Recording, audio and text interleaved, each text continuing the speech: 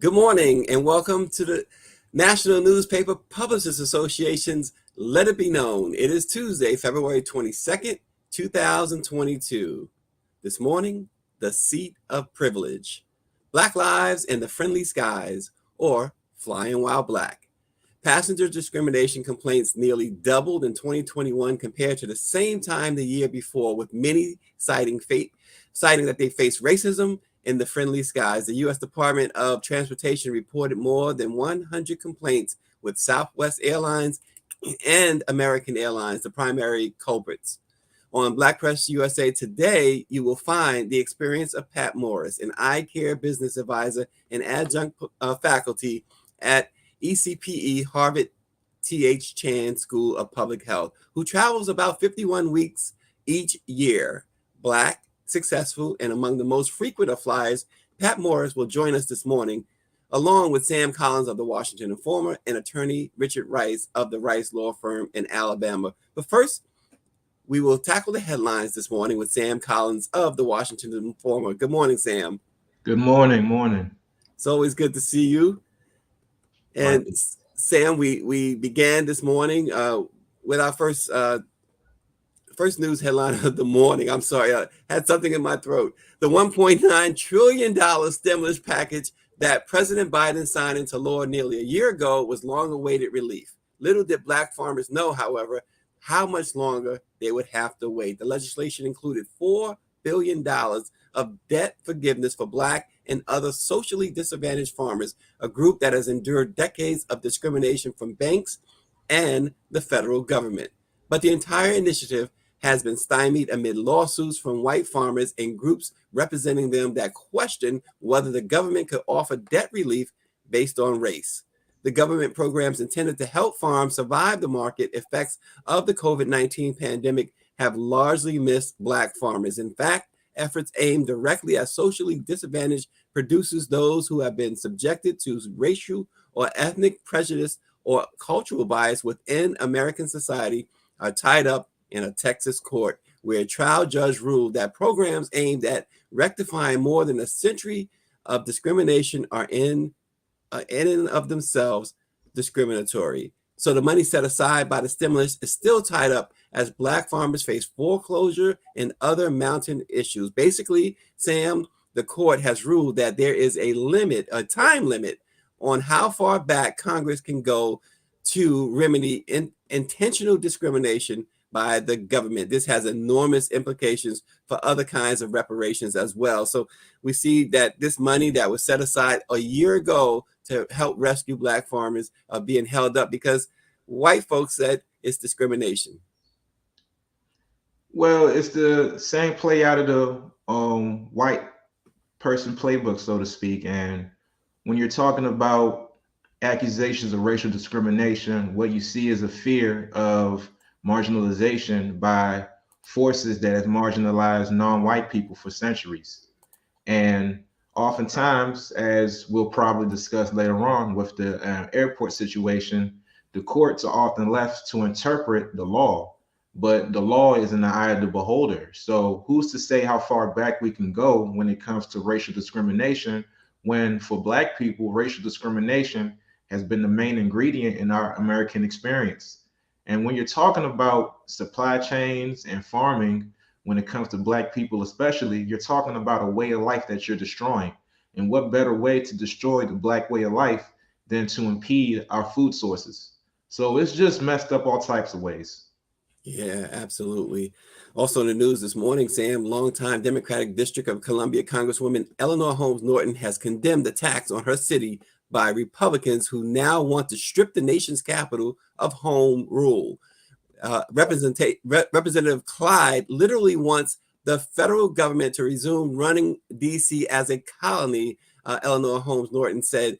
She said the Republican Georgia Rep. Andrew Clyde, who's a member of the House Oversight Committee, is among those leading a GOP contingent seeking to repeal the D.C.'s Home Rule Act. Clyde and others have been critical of Mayor Muriel Bowser's administration, claiming that crime, homelessness, and open drug use are out of control in the district. The GOP lawmakers also cited Mayor Bowser's indoor vaccine mandate, which she's since rolled back.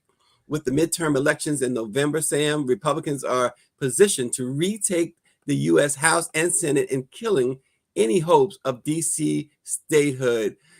Eleanor Holmes Norton said Rep. Clyde wants to take away the limited self-government the nearly 700,000 D.C. residents, a majority of whom are minorities, have had for the last 50 years and give absolute power over D.C. to Congress and presumably to congressionally or presidentially appointed administrations. She says at a time when we are having unprecedented success on our D.C. statehood bill, we will continue to move forward and not go back. We will defeat his anti-democratic efforts. So it's another Republican attack, Sam, on the District of Columbia. Now they're seeking to repeal home rule. And as Congresswoman Eleanor Holmes Norton stated, DC has never been as close as it is now to statehood.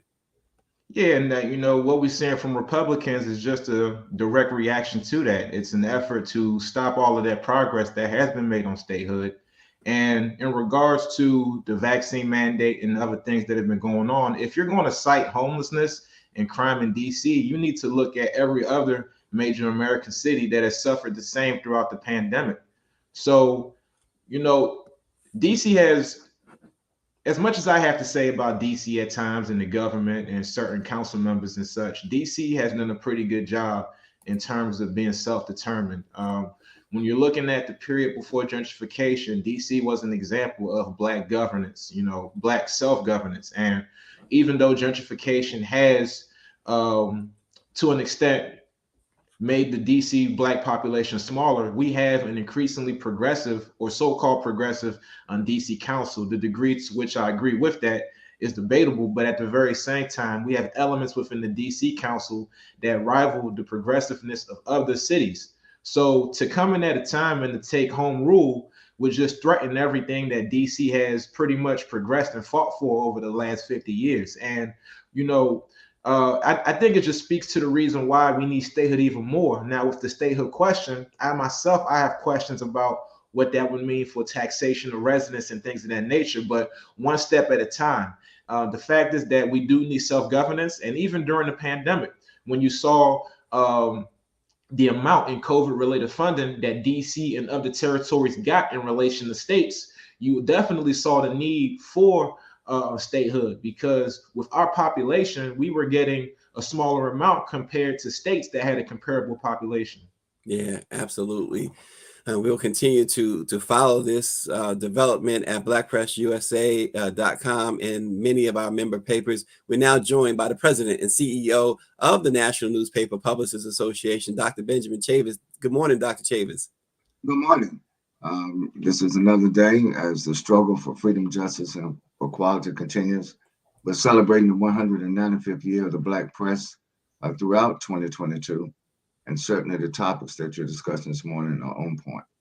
Yeah, also in the news this morning, Dr. Chavis and Sam Collins, lawyers for the government and for the 3 white men convicted of murdering Ahmaud Arbery, presented closing arguments yesterday, and the jury got the case, and they will decide whether the men who pursued Arbery through their South Georgia neighborhood because he was Black or only because they believe he had committed crimes in their neighborhoods. The defendants, Travis McMichael, his father, Gregory McMichael, and their neighbor, William Rowdy Bryant, face hate crime charges in federal court. And if convicted, they could be sentenced to up to life in prison on top of the life sentences they received in state court for Arbery's murder. Even mainstream media like the New York Times noted that the federal trial, which has included nearly a week of testimony about the defendants' bigoted language and opinions, is notable for the way jurors have had to directly wrestle with questions of racism as a motive in a crime against a Black man, an issue that was largely skirted in the state trial, in the trials and other recent high-profile crimes against African Americans, including the murder of George Floyd by Derek Chauvin and those Minneapolis police, who also are standing trial this week in federal court in Minneapolis on charges of violating George Floyd's civil rights. So the racist statements that the defendants in the Arbery case and their opinions have been detailed in court. And Dr. Chavis and Sam, what came out in this trial in the federal trial that did not come out in the state trial was the language, how they used it so easily, how certain words flowed so easily off their tongues, racist words, of course. Yes, and good morning to Sam. I think what's been exposed, keep in mind, we should not see this case in Georgia as isolated. All these cases are connected. And the reason why they're connected, because we have a systemic racism problem in America. In a sense, even the mainstream media, everybody's in a sense of denial. But look at the difference between the Justice Department now than 4 years ago. Uh, you did not have these kind of prosecutions at the federal level under the prior administration. So hats off to our beloved sister who heads up the Civil Rights Division of the United States Justice Department. Make sure that these hate crimes, these racially motivated hate crimes, are prosecuted. And then for the first time now, we're getting on the record on court transcripts, not only comments, but the motive of the comments, the psychology of the comments, the worldview of the comments. The reason why they so casually use racial epithets, that's who they are. That's who they were. That's how they have grown. But keep in mind, nobody in America is born a racist. That's part of the socialization. That's part of the miseducation. And that's why you need the Black press, not just for Black people, but for all people to try to get corrected, to try to get proper education, proper socialization. And it's going to take a long time. But I think this trial, the outcome of this trial will have an impact, hopefully, on other trials because they're all connected. Yeah. Well, this morning, speaking of connected, the seat of privilege. We've heard it all now, right? Driving while Black, buying a house while Black, Starbucks while Black. Today, we discuss flying while Black in the seat of privilege, Black lives and the friendly skies of passenger discrimination. We're joined now by Pat Morris and attorney Richard Rice. Good morning, Pat Morris and attorney Rice. Good morning, Mr. Brown, Mr. Collins, Councilor Rice, and Dr. Chavez. It's my pleasure to be on the panel with you this morning. Good morning. We're pleased to have you. Well, Pat, you travel about 51 weeks out of the year. You're traveling all the time, but you had a recent experience that is on blackpressusa.com. Folks can read it in its entirety. But Pat, give us a little bit of an overview. We called it the seat of privilege. You were in first class. What happened? Give us a brief overview. So briefly, again, as you shared, I travel a lot, 51 weeks, mostly for business in 21, probably about 30 weeks, even during COVID in 2020, and this year already about 8 weeks. So as you can imagine, I have some level of status with a few of the airlines that I frequently fly. And this particular morning, I arrived at the airport actually extra early because one of my employees and I, if we're flying out of the same airport, we meet early, we meet in the lounge so we can have a meeting, a face-to-face meeting, rather than always having phone meetings. So meeting went a little bit over. Instead of being at the gate when my zone was boarding, I got there, probably all seats, all rows, which was fine. I get on the flight, and as I get on the flight, I see that someone is in my row. I was in row 3, and someone was sitting there in my seat. So, it happens all the time. It's early morning, may not be paying attention. Certainly, I've sat in the wrong seat before, not intentionally. So when I arrived at the row, I didn't really say much. I sort of looked at the passenger, and I just kind of started to put my stuff in the overhead, regular process. And I said, "Excuse me, are you in the right seat?" And she sort of just looked at me and didn't respond at all. And so I just continued doing my regular process, again, not thinking anything. Maybe she didn't hear me. So I looked at her and I said, "Excuse me, are you in the correct seat?" And she said, "Well, I don't know. What row is this?" So I'm thinking, this is the third row. She should probably know it's the third row. But I said, "Oh, it's row 3.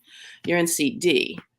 And she still looks at me. She doesn't move. She doesn't unbuckle. She doesn't even go for her ticket. So strange. But And this is first class, right? This is first class. So the flight attendant, makes her way down the aisle, and she approaches me. And rather than asking the other passenger for her seat, for her ticket, just to verify that she was in the right seat, she asked me for mine. And I was like, wow, that's odd, but okay. I was like, here's my ticket. So as soon as I handed my ticket to the flight attendant, this passenger, who for the most part was somewhat ignoring me, um, unbuckled very quickly, jumped up and said, I'm in the wrong seat, sorry. So she runs back to what is like more space seats, but not coach, like row 5, I guess. So 2 rows behind So me, she not very remains far in at first all. class. Right. And I get settled in, still not on any kind of alert at all. I'm just not. It's too early for that.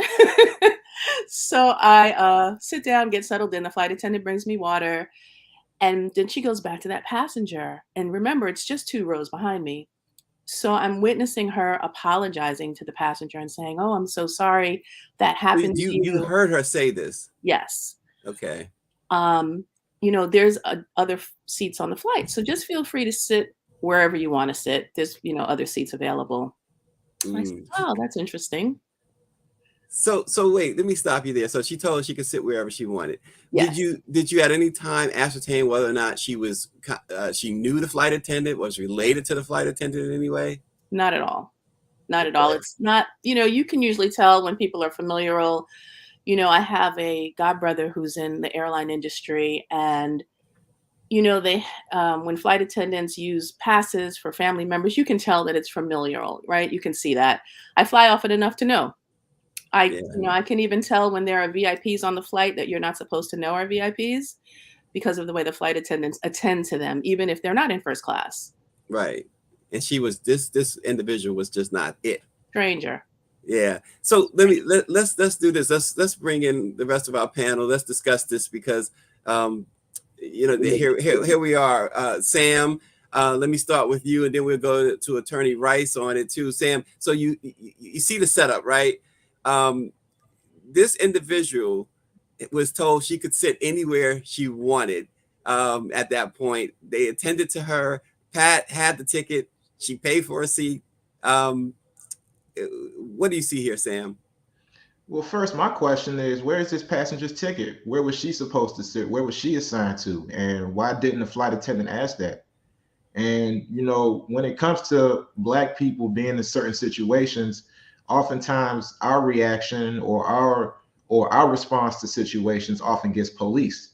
So regardless of whoever was in the wrong or the right, the Black person responding to the wrong is always looked at as the aggressor. And that's always been the case for as long as we've been anywhere in this country. So, Ms. Morse, I feel for you, quite honestly, because in that sort of situation, you got to balance, whether, what's going on. You really got to toe that line, and we shouldn't have to at all. I'm curious to know what happened as far as that flight attendant getting reprimanded, or if they got reprimanded at all.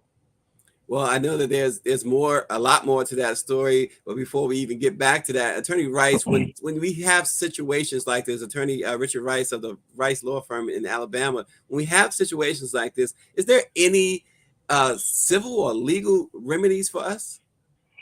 Yeah, well, thanks for having me on the program this morning and covering this topic. Like you said, we have so few outlets to really be able to address these type of issues, and a lot of times, they're just marginalized, and so.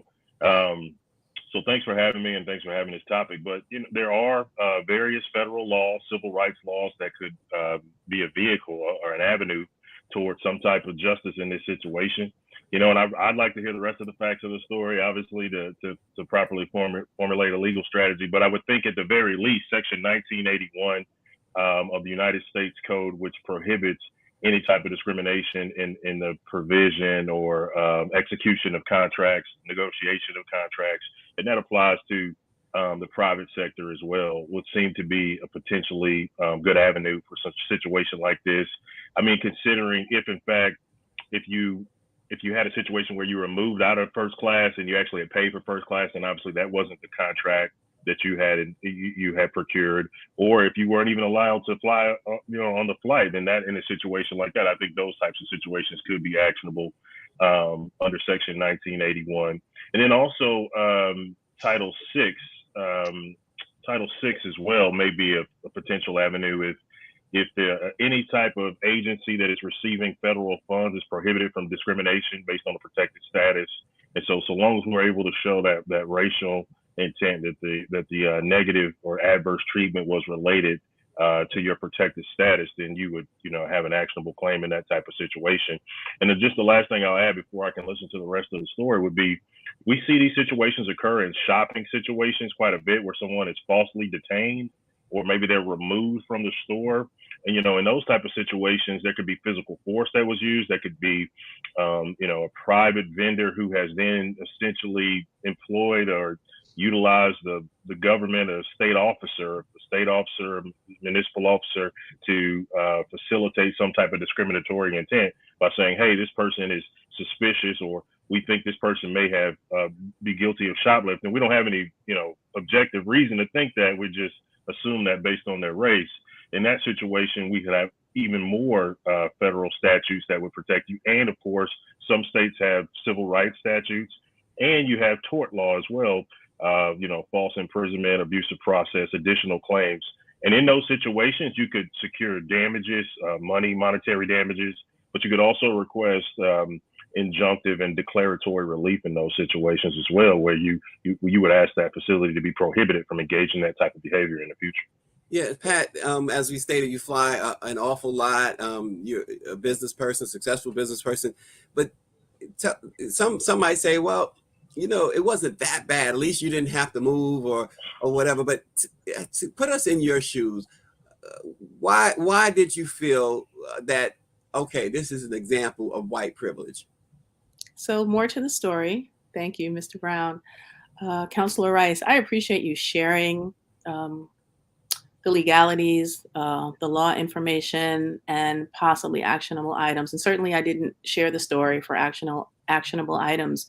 For me, it was time. It was sort of a reckoning time for me, because, this microaggressions, I guess is what we call it, I've experienced over decades and decades and decades. And for me, it was so blatant that it was time to say something to someone.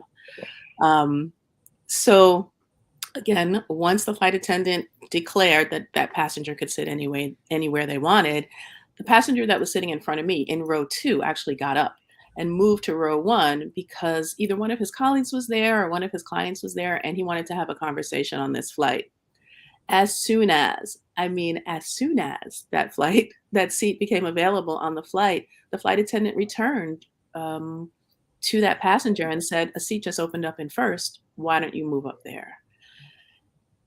Which is almost unheard of. Folks just don't get to go to first class. We've all flown.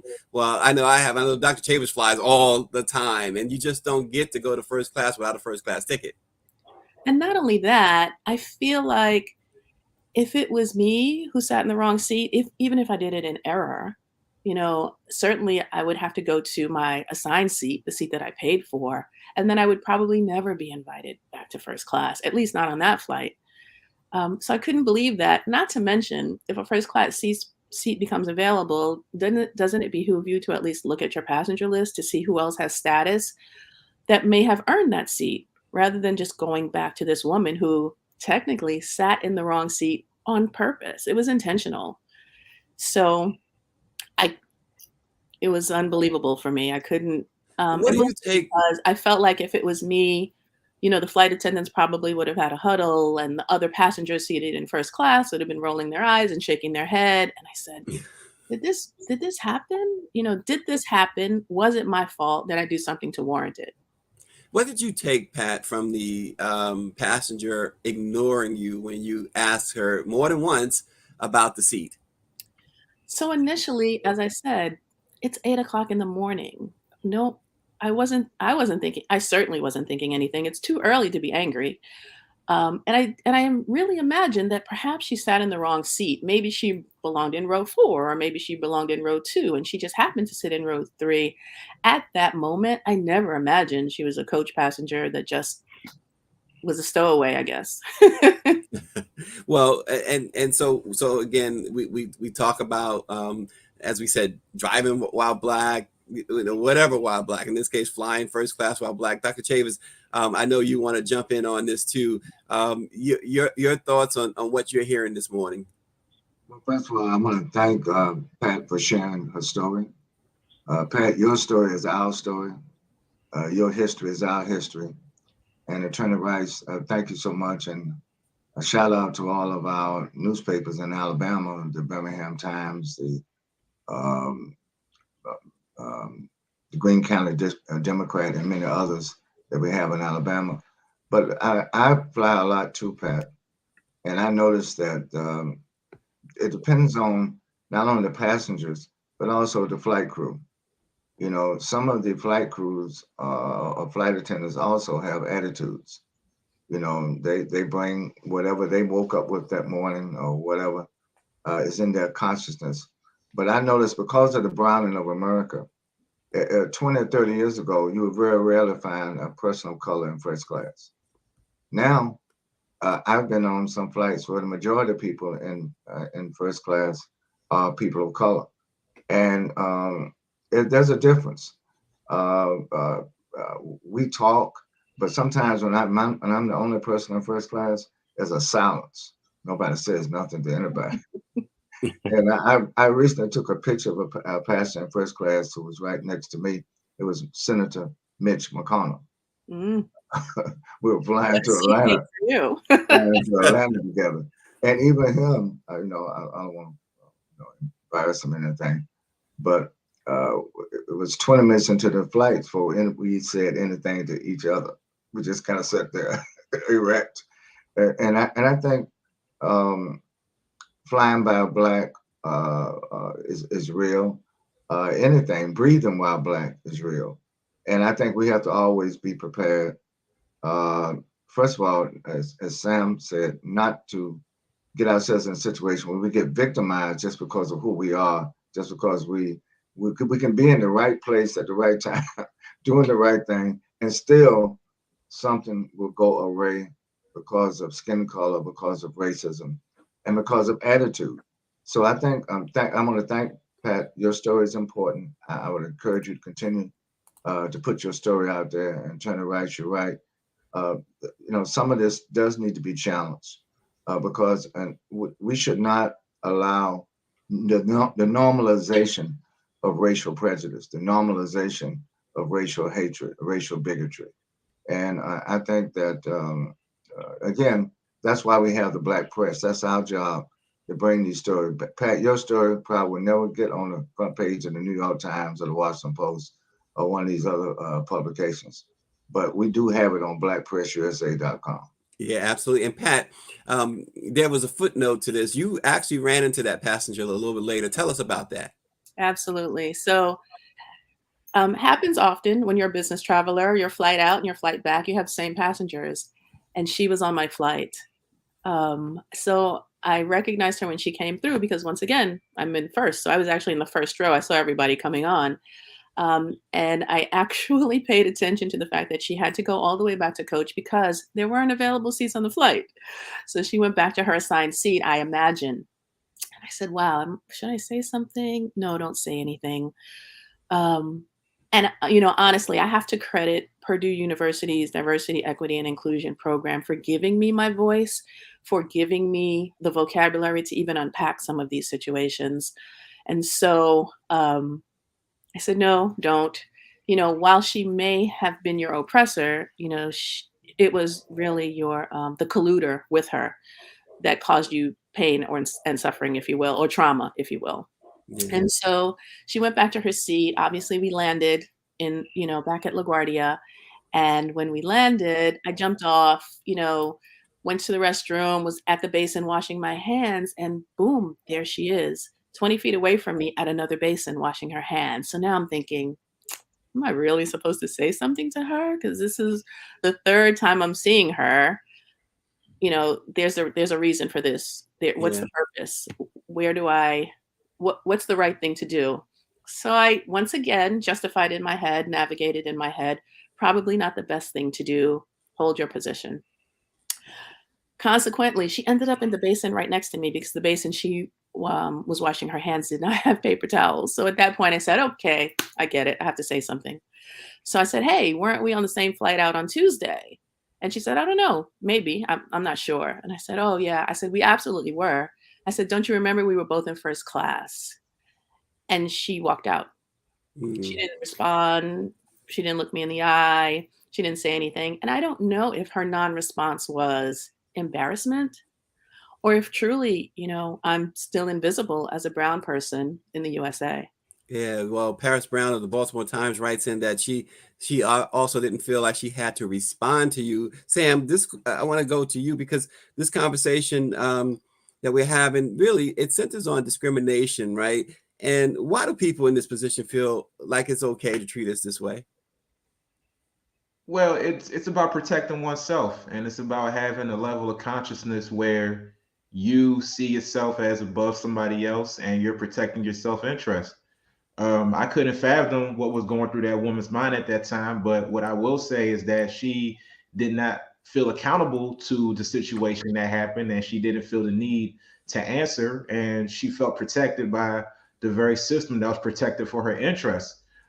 As people of African descent, oftentimes when it comes to situations like this, we have to train ourselves to not have an emotional response of sorts. And not to say that we can't be mad about it, but we have to channel our energy in a way where we have to hurt their pockets. The airlines, whoever is the party or the institution that is allowing this to happen, because it's going to keep happening until their pockets are hurt.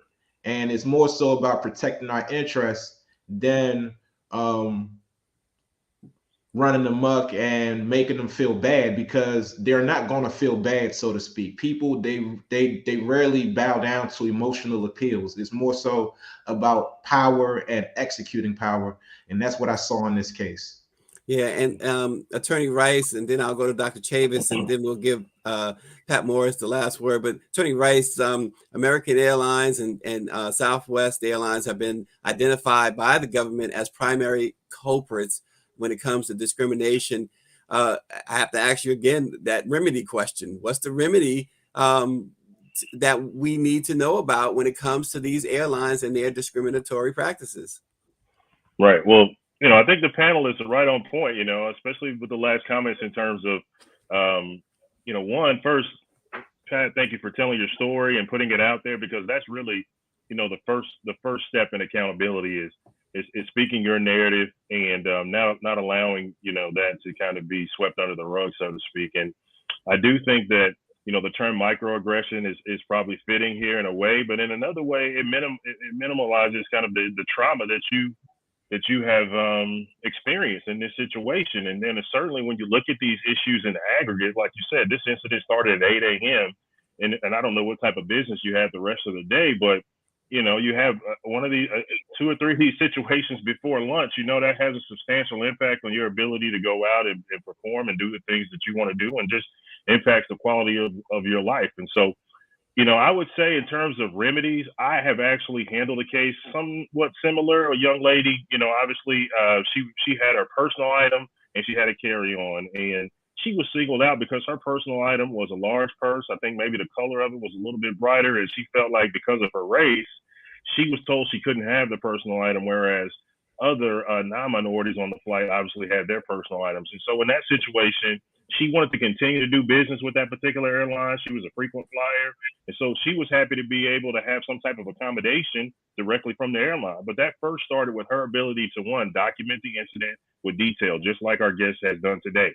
She documented it with detail. She expressed herself very clearly. Then from there, she met with me and we put together, what I would just call a demand letter, where we laid out the narrative and talked about some of the potential solutions that we would like to see. And again, not to minimize this, but in terms of if it were something that escalated to the point where, you had a verbal altercation with one of the attendants, and, maybe they were in your personal space, or maybe you were removed from your first class section, or you were removed from the flight, then, to me, then that maybe then is more of a justification, a reason for us to go through the civil justice system and initiate a lawsuit. And that's just based on this initial conversation. Then another thing I would say is that if there are 5, 10, 15, 20 people who are having the same experiences as you have relayed to us today, then that may be an opportunity for some type of class action. And in each one of those cases, you may have one or two, each person may have experienced one or two so-called microaggressions. And in the aggregate, that's going to accumulate to a larger amount of damages. And it also is going to be evidence of a pattern or practice of some type of discriminatory intent that can then be subject the actual employer, the airline, to liability if their employees are not receiving the proper training. And so in those situations, again, you would ask for a declaratory relief, which a federal court would come in and say, these microaggressions are actually more than just a microaggression. This is a violation of constitutional rights in this situation, or some other type of breach of your rights. And so that then gives you a basis to hold them further accountable. And of course, you could also ask for injunctive relief where their practices and policies are actually changed. Of course, any type of cost or anything expenses additionally that you have incurred would be recoupable in those type of situations as well. Yeah, thanks, Attorney Rice. And just remember, Pat wrote her article and she came on. She's not, as she stated, she's not looking for any type of civil action or anything like that. She just wanted her story to be told. Dr. Chavis, is it a time that the Black Press of America have a meeting with American Airlines and Southwest Airlines and airlines who do these type of things? Well, I think it's appropriate for us to meet with all the airlines. I don't think there's any one particular airline. I think all the airlines, all the trains, all any form of transportation. You'd be surprised even what happens in some Uber rides. So I think that first of all, thank Pat for bringing the story. And I know we're out of time. I'm just going to simply say this: the struggle continues, and I'm glad we have people. First of all, shout out to Pat for her successful business that enables her to have that kind of travel. And I'm thankful that you don't let that kind of trauma or that kind of infringement of your rights hold you back, so you continue to find excellence in what you do. But it's also excellence in telling your story. So God bless you and thank you. And that's why we have the Black Press. Yeah, and go to blackpressusa.com to see the seat of privilege, the entire experience that Pat Morris has shared with the Black Press. The article is there. It's a compelling article. Pat, we, as Dr. Chavis said, unfortunately, we are out of time, but we certainly appreciate your time this morning. We appreciate your writing. And check us out, too. Let it be known on YouTube. Check out our YouTube channel. Go to YouTube and check us all out. We'd love to see you over there as well as here on Facebook. Thank you so much for joining the Black Press of America. Remember, this is 195 years of American history, Black history, 195 years of the Black Press. We will see you tomorrow.